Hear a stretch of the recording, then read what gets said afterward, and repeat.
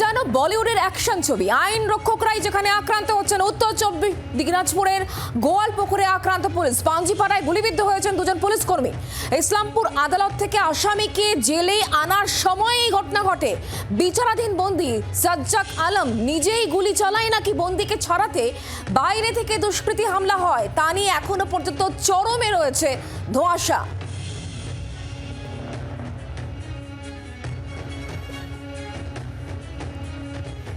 উত্তর দিনাজপুরের গোয়ালপুকুরে আক্রান্ত দুই পুলিশ কর্মী এবং তাদের খোঁজে ইতিমধ্যে যে আসামি বা বাইরে থেকে কেউ গুলি চালায় কিনা তাদের খোঁজেই এই মুহূর্তে কিন্তু শুরু হয়েছে এই সন্ধ্যেবেলায় সার্চ অপারেশন। দেখতে পাচ্ছেন বিশাল সংখ্যক পুলিশ কর্মীরা, তারা বিভিন্ন জায়গায় একেবারে ছড়িয়ে ছিটিয়ে রয়েছেন এবং সার্চ অপারেশন চলছে।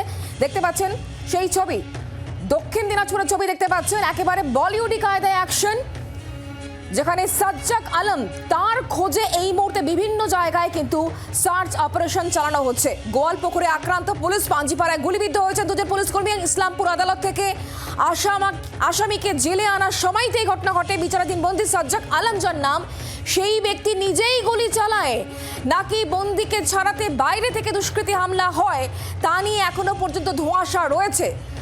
দুজন পুলিশ কর্মীকে ইতিমধ্যে হাসপাতালে নিয়ে যাওয়া হয়েছে। পুলিশ সুপারের বক্তব্য শোনাবো।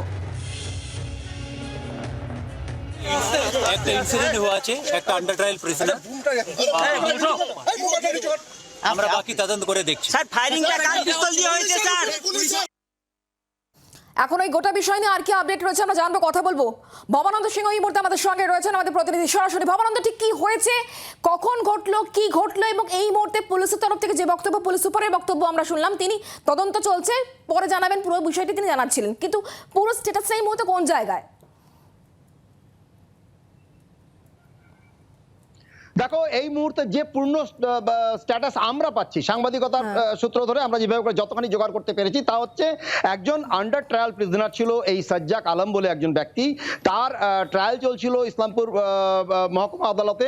তাকে রায়গঞ্জের যে সংশোধনাগার আছে, সেই জেলা সংশোধনাগার থেকে করণদিঘি থানা পুলিশ তাকে নিয়ে যায় ইসলামপুর কোর্টে এবং তাকে ফেরত আনা হচ্ছিল। এখন আজকে বিকালে যখন আদালত থেকে ফেরত আনা হচ্ছে, ওই যেই গাড়ি করে আনা হচ্ছে সেই গাড়ির মধ্যে আরো অন্যান্য আসামিরাও ছিল, মহিলা কনস্টেবলরাও ছিল।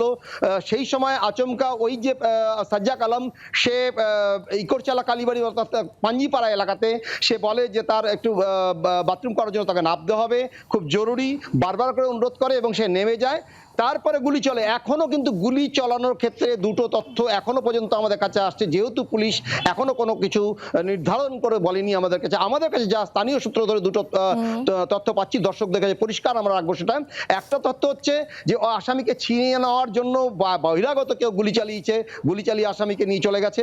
আর একটা তথ্য আসছে, আসামি চাদর পরেছিল, চাদরের নিচে তার কোনো আগ্নেয়াস্ত্র ছিল, সেই আগ্নেয়াস্ত্র থেকে আসামি গুলি চালিয়েছে। কিন্তু একজন আসামির কাছে আগ্নেয়াস্ত্র কি করে এলো, এই প্রশ্নটা তো সঙ্গে সঙ্গে চলে আসছে। যে দুটো তথ্যের কথা তুমি বলছো, একদিকে হচ্ছে বাইরে থেকে আসামিকে ছিনতাই করার জন্য কোনো দুষ্কৃতীরা আসতে পারে, অন্যদিকে আসামির নিজের কাছেই হয়তো বন্দুক ছিল, সেখান থেকে, যেটা তুমি বলছিলে, আসামির কাছে বন্দুক কি করে আসতে পারে, এই তথ্যটা কেন আসছে? একদমই তাই। দেখো, এই দুটো তথ্যই আমি যেটা বলছিলাম, যে দুটো তথ্যই ভয়ঙ্কর, চরম ভয়ঙ্কর ব্যাপার। একজন আসামি একটা পুলিশের গাড়ি করে সে ফিরছে, তার মধ্যে দুজন লেডি কনস্টেবল ছিল, একজন এএসআই ছিল, অন্যান্য কনস্টেবলরা ছিলেন। সেখান থেকে আসামি নেমেছে এবং আসামির সঙ্গে কনস্টেবল এবং এএসআই ছিলেন, সেই জন্য তারা গুলিবিদ্ধ হয়েছেন, এমনটা আমরা জানতে পারছি। এবং যে তথ্য উঠে আসছে, যদি বাইরের থেকে কেউ গুলি করে, তার মানে অর্থাৎ ওই গাড়িকে কেউ রেকি করছিল, গাড়িকে কেউ ফলো করছিল। আগের থেকে আসামির কাছে পরামর্শ ছিল, আলোচনা করা ছিল যে আসামি নামবে রাস্তায়, আর নামলে পরে গুলি চালিয়ে ওই দুষ্কৃতীরা আসামিকে নিয়ে চলে যাবে। এইটা প্রথম তথ্য যদি সঠিক হয়, তাহলে এটা একটা ভয়ঙ্কর পরিকল্পনা। জেলের মধ্যে যে একটা আসামি আছে, যে আসামি আন্ডার ট্রায়ালে আছে, সেই আসামির কাছে এত তথ্য কি করে গেল, সেই আসামি এতখানি পরিকল্পনা কি করে করতে পারলো? যদি প্রথম তথ্য সঠিক হয়, তাহলে এইটা যেরকম প্রশ্ন উঠছে, দ্বিতীয় তথ্য যদি সঠিক হয় শুক্লা, সেটাও আরো ভয়ঙ্কর, যে আসামির কাছে আগ্নেয়াস্ত্র ছিল, সে গুলি চালিয়েছে।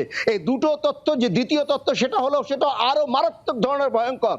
আসামি, যে একটা আন্ডার ট্রায়াল প্রিজনার, যে একজন আদালতে গিয়েছিল, সে আদালত থেকে সে ফিরে আসছিল সংশোধনাগারে, সেই আসামির কাছে আগ্নেয়াস্ত্র, এটা আরো মারাত্মক ভয়ঙ্কর। তা যে কারণেই ঘটে থাকুক না কেন, এটা অন্ততপক্ষে দর্শকদের কাছে আমরা এটা বলতেই পারি, যেভাবেই হোক না কেন এটা সত্যি ভয়ঙ্কর।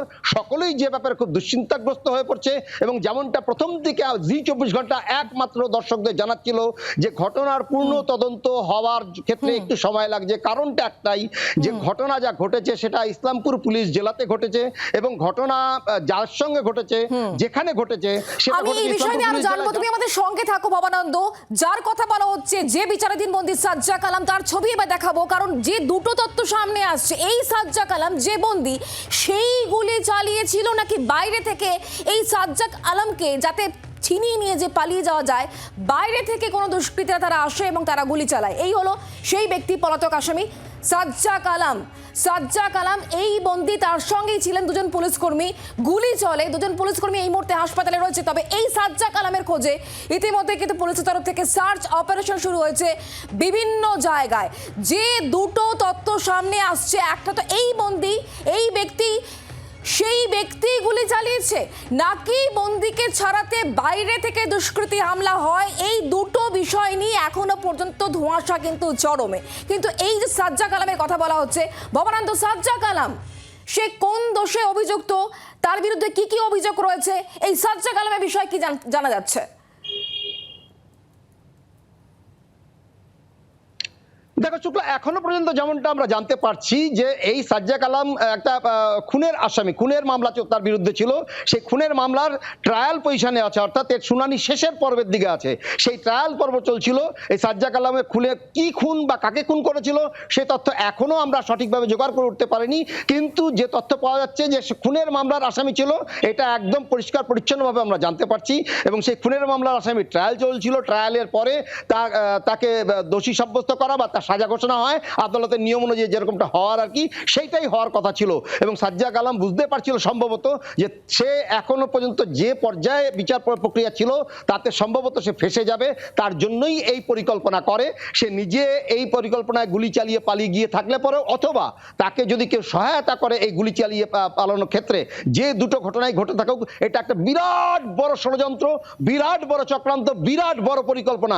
কি করে এই পরিকল্পনা সক্ষম হলো, কি করে এই পরিকল্পনায় একজন বিচারাধীন বন্দী সে অংশগ্রহণ করলো, এই যে প্রশ্নগুলো উঠছে, এই প্রশ্নের জবাব কিন্তু পুলিশ খুঁজে পাচ্ছে না। আর এই প্রশ্ন ওঠা মাত্রই কিন্তু পুলিশ যথেষ্ট বিব্রত, যথেষ্ট চিন্তার মধ্যে পড়েছে, এবং তারা কোনো কিছু বলতেও পারছে না।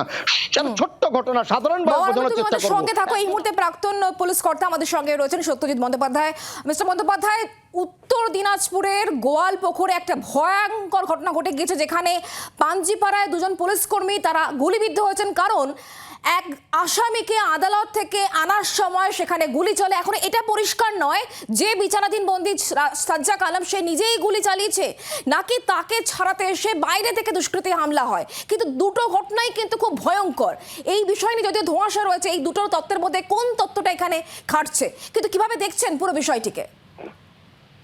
দেখুন, ঘটনাটা প্রচন্ড উদ্বেগজনক এবং নিন্দাজনক, নাম্বার ওয়ান।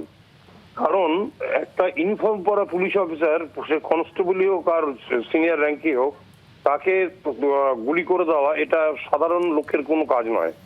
ঘটনা যেইটুকু শুনতে পাচ্ছি সেটা হচ্ছে যে এখানে যেই আসামিকে ছাড়ানোর জন্য বাইরে থেকে লোক এসেছিল, সে পেশাব করার নাম করে গাড়িটা যেই থামে এবং গাড়ি থেকে নামার পর তাকে গুলি করা হয়, এবং গুলি করার পর আসামি ওখান থেকে পালিয়ে গেছে। আসামিকে ধরা যায়নি, আসামিকে ধরার জন্য এসপি আলাদা রেঞ্জের অফিসারদেরকে পাঠিয়েছে তাদেরকে ধরার জন্য। কিন্তু ঘটনা হচ্ছে যে একটু আমার মনে হচ্ছে ভুল হচ্ছে। কেনটা ভুল হচ্ছে দেখুন, কোর্ট থেকে যখন আসামি ওঠে না, তখন কোর্টের রুমের থেকে 2 থেকে 3 ফিটের মধ্যে আসামি গাড়িটা প্লেস করা হয়। সেখান থেকে নিয়মই হচ্ছে যে কোর্ট রুমের যে কোর্ট লকআপ আছে, কোর্ট লকআপের মধ্যে সেখান থেকে বাথরুম পেশাব যা কিছু করার দরকার সেটা সেখানে করে নিতে পারে। রাস্তায় আন্ডার এনি সার্কামস্টান্স গাড়ি দাঁড়ানোর কোনো এসওপি নেই। সিধে ওখান থেকে কোর্ট রুম থেকে রওনা দেবে, এবং রওনা দেওয়ার পরে সে সিধে পৌঁছবে তার সুনির্দিষ্ট জেলখানায়, কারণ ওর বিচার চলছিল, বিচারাধীন আসামি। এটা একটু বলতে ভুলে গেছিলাম, ইউটিউবই আন্ডার ট্রায়াল প্রিজনার, ওর বিচার চলছিল। তো সুতরাং বিচারাধীন আসামিকে নেওয়ার জন্য অনেক বেশি আমাদের পুলিশ অফিসারদেরকে, যারা কনস্টেবল থাকবেন, যারা অফিসাররা থাকবেন, তাদেরকে অনেক বেশি সক্ষম থাকতে হবে, বুদ্ধি নিয়ে চলাফেরা করতে হবে। রাস্তায় ও তো বলবেই পেচ্ছাপ পেয়েছে, এটা পেয়েছে, ওটা পেয়েছে, মানে গাড়ি পুলিশ থামানো কর্মীদের যাবে না। এক্ষেত্রে আরো বেশি অ্যালার্ট থাকতে হতো, এটাই কি আপনি বলছেন? প্রচন্ড অ্যালার্ট থাকতে হতো। এবং এই যে গুলিটা করেছে, ওরা ভাবতেই পারেনি যে গুলি করে দিয়েছে, গুলি করতে পারে এবং এইভাবে আসামিকে ছিনতাই করে নিয়ে যেতে পারে। বোঝা যাচ্ছে আপনার বক্তব্য। অনেক ধন্যবাদ আমাদের সঙ্গে টেলিফোন লাইনে থাকার জন্য। উত্তর দিনাজপুরের তৃণমূল জেলা সভাপতি কানাইয়ালাল আগরওয়াল, তার সঙ্গেও আমরা ফোনে কথা বলেছিলাম, তিনি ঠিক কি বলেছেন শোনাবো।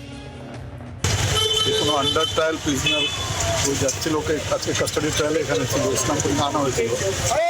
যখন ওকে নিয়ে যাচ্ছে তখন ওই মাঝ রাস্তায় ও পুলিশকে ফায়ারিং করে পালিয়ে গেছে। আমি যেটা দেখলাম যে দুজন ইনজুরি হয়েছে, দুজনই ইয়ে আছে, পুলিশ কনস্টেবল, দুজন পুলিশ কর্মী, দুজন, একজন দেবেন বৈশ্য আর নীলকান্ত সরকার, দুজন ইনজুর্ড হয়েছে, দুজনকে মেডিকেলে পাঠানো হয়েছে। বিজেপি নেতা রাহুল সিনহা, তার বক্তব্য কি এক্ষেত্রে শোনাবো। হচ্ছে যে কে গুলি চালালো সেটা বড় প্রশ্ন নয়। এখন সবচেয়ে বড় প্রশ্ন যেটা, আইন রক্ষকের ওপর গুলি চলছে, তার মানে এই রাজ্যে আইন শৃঙ্খলা বলে আর যে কিছু নেই। আমরা এগুলো হিন্দি বইতে দেখেছি, আর আজ থেকে 20-25 বছর আগে বিহারে দেখেছিলাম। তো ধীরে ধীরে পশ্চিম বাংলাটা বিহার হয়ে যাচ্ছে, আর পশ্চিম বাংলাটা বিহারে রূপান্তরিত হয়ে গেছে।